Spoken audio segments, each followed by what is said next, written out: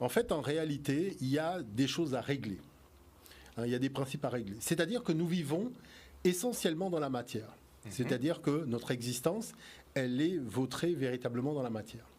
Et on n'a pas de temps pour l'esprit. Alors qu'il faut prendre du temps pour l'esprit, parce que c'est l'esprit qui anime la matière.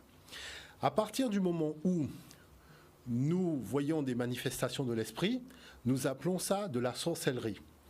Donc, c'est-à-dire qu'on a tout simplement castré l'expression de l'esprit. C'est-à-dire qu'il y a un retard au démarrage, il y a une incompréhension de la réalité. Dès qu'un enfant dit « tiens, je vois ça » ou « je perçois ça », ça y est, il est animé par des démons.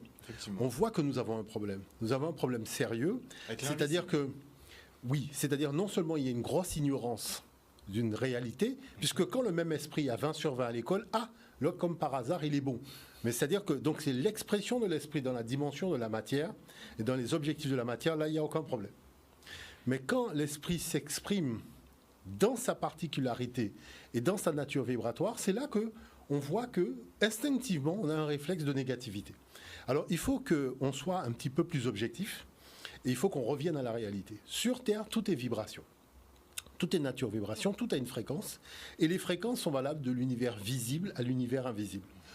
Qu'on le veuille ou qu'on ne le veuille pas, l'univers est spiritualité, vibration.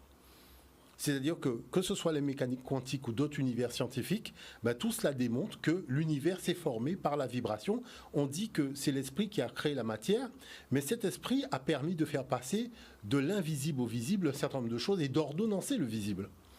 Et qu'est-ce qui a permis de le faire ? On parle de son, mais ce n'est pas véritablement un son. C'est une vibration, ce que la pensée africaine a toujours dit. C'est-à-dire que le créateur, c'est par sa vibration qu'il a créé l'univers. Alors,